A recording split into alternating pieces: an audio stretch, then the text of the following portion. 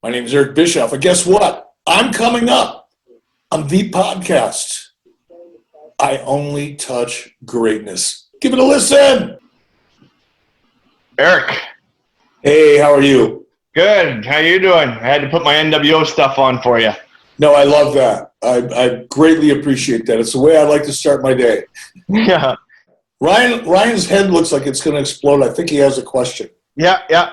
Okay, so I'm NWO for life. That's the real saying. I love every moment of NWO stuff. Hall and Nash are my two favorite wrestlers. Hogan's there too, of course. Who came up with the original NWO idea? Well, the original idea was mine, but I want to say this out of respect for Scott Hall and Kevin Nash and Hulk, obviously, and others. The original idea was mine, but the NWO, as you saw it evolve throughout '96 and '97, was a collaborative effort among a lot of really, really talented people. Scott Hall, Kevin Nash, and Hulk Hogan being at the very top of that list. So I'll take credit for the original idea, but what you saw in '96 and '97 was much stronger than just the original idea. Yeah, I mean, I loved it. Was there or whose idea was it for Hall and Nash to be signed? You obviously are the one, but the way you brought them in also had the whole world shook because they didn't know that they were coming either. No, that was the beginning of the idea, and that was my strategy and my creative approach. No one else's. Had some support, don't get me wrong. Yeah. Had a lot of support to help execute it. But the original idea, particularly in the way I brought in Scott Hall and the promo that Scott Hall cut, I actually wrote about an hour before the show. So all of that very, very early stuff was mine. And then, like I said, as it evolved, then it became more of a collaboration. I'm going to try to put highlights into this video of all these things, but I know WWF and WCW or all of them aren't going to let my YouTube do that, but we're going to try to put highlights in and get all this stuff. July 1996, Bash at the Beach, the greatest moment in wrestling history, when Hogan would turn heel. Oh, yeah. Oh. And I heard that it wasn't always going to be Hogan as the heel. Was there somebody else you had in mind? Originally, before Hulk suggested that he be the third man, let me back up just a little bit. About a year previous to 1996, sometime in early '95, I approached Hulk, and he and I had a conversation about him turning heel.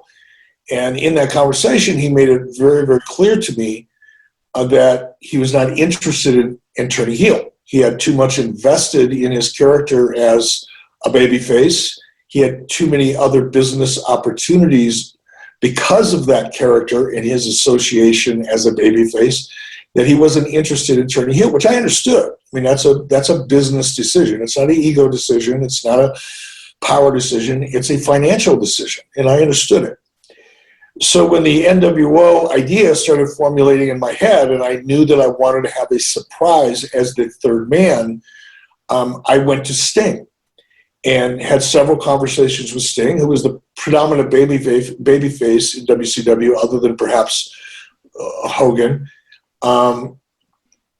And Sting agreed and was excited about doing it. And it was a couple weeks after Sting and I started talking about Sting being the third man that Hulk and I had a conversation, and Hulk saw what was going on and thought that it was worth the risk to be that third man. And that's what happened.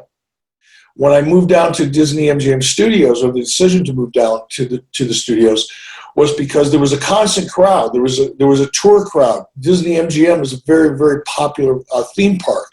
And when people come to the Disney MGM Studios, it's because they're interested in television production. So if you're producing a television show on the Disney MGM lot, you know, without any question, you're going to be able to put 500, 600, 700 people in the soundstage, which I could make look like 1,700 people or 2,000 people, because you have so much control over the post-production and the production environment. So it was just a question of look and feel and energy. Is that where Hogan? That's where you signed Hogan, actually, wasn't it? At the MGM Grand. No, I didn't sign him there, but that's where we initiated some of our early conversations. Oh. Yeah, because he was doing Thunder in Paradise, correct? Correct. All right. Yeah, you also at that time you increased the number of pay-per-views and you started the Nitro Live. I personally loved it when you would spoil the Raw results. Yeah. Me too. Well, it's whenever and thank you very much for saying that. I loved it too, by the way. But it's interesting, people remember that. It wasn't a wrestling angle. It wasn't a match. It wasn't a pay-per-view. It was just a stunt. And it worked really, really well. And I think to a large degree, it set the tone and established Nitro as a renegade to the industry, because nobody ever did that before. Nobody would ever do that. And nobody had thought about doing it. Nobody had the ability to do it, because I had, the network that I was working for, ran the show. So it was easy for me to go up 3 or 4 or 5 minutes early and give away the results, or do any number of quirky things that I used to do that nobody had ever done before. But they set the tone. Whenever I hear a question like, why, or whenever I hear a statement like, oh man, I used to love when you did that, I always say, well, why did you love it? Why do you still remember that? And I think the reason is for everything I just said. It had never been done before. Nitro's kind of like, holy shit, what are they going to do next? Yeah. All of those emotions, sometimes they're subconscious though, or subliminal. All of those emotions are what makes you come back and tune in next week, because it feels unpredictable. It feels like it's different than what you're used to seeing, and that's always interesting. That was always interesting, because used to watching that. That's what made us flip the channel. That was always like the greatest idea, because we were like, oh shoot, well, we ain't gonna watch this. we ain't gonna watch Raw. Hey, that by giving away spoiling the results, that kind of kick-started the Monday Night Wars. Well, I think making the decision to go head-to-head with Monday Night Raw, I think that was the very first shot, clearly. Because nobody had ever attempted, nobody would have ever conceived of doing that up until the point Ted Turner did. It wasn't my decision. It was Ted Turner's choice. That, I think, was the very first shot. And then after that first shot, then it was just a series of, hand grenades being thrown on a regular basis, whether it was giving away finishes or having Lex Luger show up. Everybody in the WWF thought that Lex Luger was under contract. They were asleep at the wheel. They weren't paying attention. They were arrogant. They didn't have anything to worry about. They thought they were the only show in town. Nobody was going to mess with their talent, right? Wrong. I did.